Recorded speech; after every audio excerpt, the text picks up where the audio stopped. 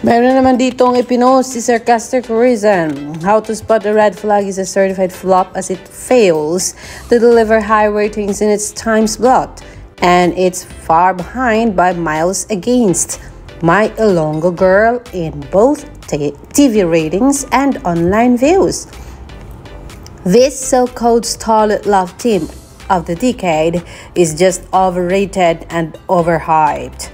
Try harder! Yan ang sabi ni Sarcastic Reason. Nang dahil dyan, nilagdaan niya or nilagyan niya ng stamp na certified flop ang How to Spot a Red Flag art card. Naks naman. Sakit naman nun. Kaya tuloy, Napa-shoutout dito ang iba. Walang bago noon at ngayon flop na flop. Aba, flop na flop daw ang Don Bell. Sino ba kasi nagsabi na phenomenal love team yung dalawang kumag na yan? Like, ipadala na agad sa Mars sa pagiging delusional. Sabi naman ni Kaputamilia, kaloka ang Dog Bell. Flapenga na naman. Sarcastic Reason says, Dog Bell, you got it right. Ha. Matagal naman na yung flop sila. Sarcastic Reason says, true. Naku naman. Matagal na palang flop daw talaga itong si Belle at saka si Donnie. Chika says, try mo manood sa view. Baka sakaling kiligin ka. For your information, sa episode 5 onward pa ang magagandang eksena. Kaya ikalma mo. So, napalaban na ang mga Don Bell dito. Ang aga naman, akla, ang tanong, aminado ka ba na certified flop din ang Lulong at Batang Riles? Partida na lang sa inyo ang red flag kasi number 1 yan sa view.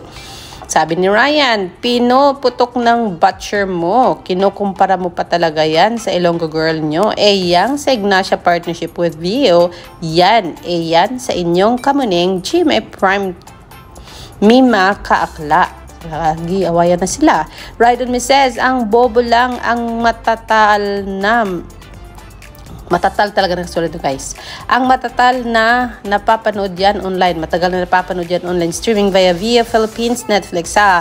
Free time lang kayo. Analog signal lang ang kaya. Kasalanan ba namin kahit pang subscribe wala ka?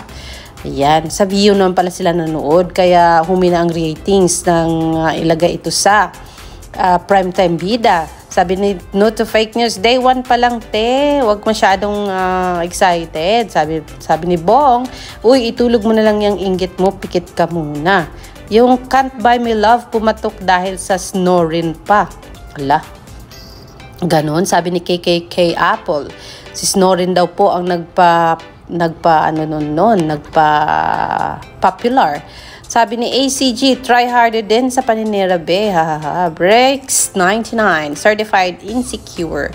Zach Cooper says, I started watching He Is Into Her sa Netflix. Tapos within 5 minutes, I turned it off. Na-distract ako sa ilong ng babaeng yan. He's too hot for her to be into her. Ganon. Sabi ni Jessa Amoy, Diyos ko, number 1 sa Vio ang Ilonggabano sa inyong walay pa din.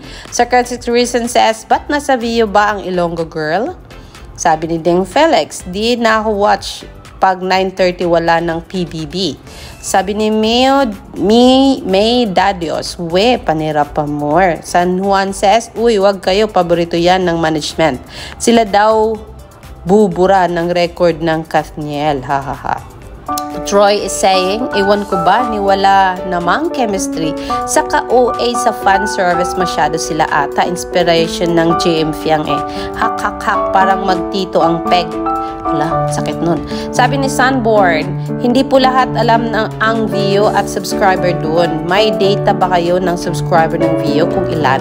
Sabi ni Arnon Viadas, flop daw, ginaya mo pa sa Barda yan na yung movie nila, hirap maka 1 million, Ayan, sabi ni Alexis, flop nga ang my franchise, lul. Sabi ni Lalala, kung kapagsalita ka naman, akala mo naman nag-click ang Pulang Araw at may blockbuster movie ang Barda. Ayun, nagpataya na sila. May flop na palang number 1 sa Vio at take note, advance ng ilang episode sa Vio. Try nga natin ilagay sa Vio ang Ilonggo Girl kung mag number 1. So, hayan po. Nagkasagutan na po ang 5 fans milyon ni para Jillian mapanggap bilang Ward asawa. at saka ni na Belle Antoni Bilang si sa Venice. social media, mga kaibigan, Oo naman dahil po, sa sir. sarcastic reason ay Tinatanggap ko po yung pinagsigawang trabaho para po to sa certified flop pagpapagamot daw po ng ang nanay ko. how to spot a Gagawin red ko po yung lahat flag. para po sa kanya. Yan po ang latest. Alexander Lexi Jules. Magandang hapon po sa inyong lahat. Aba, 2 beses ko nang nabasa ito Sorry ngayon po. Na talagang Ngayon pa lang pinagsigawan nila nagkakalat ka sa trabaho. na talagang hindi Kulang pa ibabayad hindi kasi po sa pambayad dito. naramdaman ng ibang tao Paborito ang ni Mama. paglagay Alam ng mo ba, binili niya pa how to to from spot a red Germany? flag sa primetime bida kasi nga daw po Sorry po, lagapak talaga ang ratings kumpara sa Sapatos po. My Ilongga Girl. At tayo na lang natin kasi ang alam ko meron daw pong kasunod Mahal kaagad naman na pala yun. movie Diyan lang si nakalagay. Donnie and Belle. Tingnan natin kung Hindi flop pwedeng ba uli tatanga-tanga sa gagawin mo, ang review ng isang sarcastic Isang mali mo reason lang, kaming about lahat ang that. mapapahamak. That's our latest. Kung ano It's man home ang time kailangan here. mo. I will see you later for more. Hindi mo pwedeng Magandang gawin hapon yan po. dito. At least nasabi ko.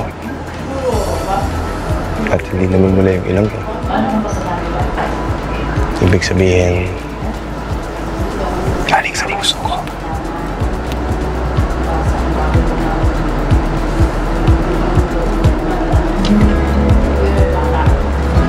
I love you.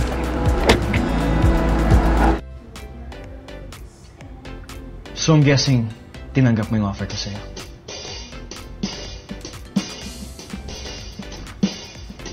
₱5 milyon para magpanggap bilang asawa ko. Bilang si Venice. Oo naman po, sir. Tinatanggap ko po yung trabaho para po to sa pagpapagamot po ng nanay ko. Gagawin ko po yung lahat para po sa kanya.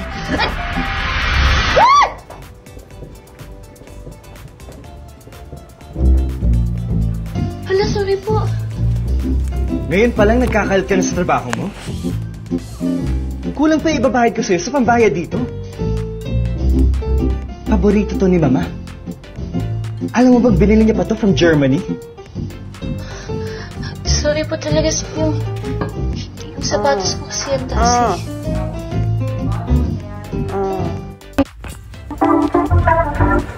Ba't di ka sumasagot? Sa gitna kami ng delivery. Ano man lang yung mag-text ka after? Mas concern namin yung direct. Really? No real-time updates? Bakit ako mag-update? Because. Because? Because. Because I'm your boss. Mahal naman pala nito. Diyan lang nakalagay. Hindi pwedeng tatanga-tanga sa gagawin mo, ah. Isang mali mo lang, kaming lahat ang mapapahamak. Kung ano man ang kinalakihan mo, hindi mo pwedeng dalhin yan dito. Bungol ka? Nabatian mo ko? I said, do you understand what I'm even saying? Dali lang gid, Sir Francis, ha? Alam ko po na mayaman po kayo at may impluensya. Pero di ba, kayo din naman po humingi ng pabor sa akin? Opo, kailangan ko yung pera, pero kailangan nyo din po ako. Kaya pwede po ba? Huwag nyo nga po akong maliitin. Huwag nyo pong maliitin yung pamilya ko.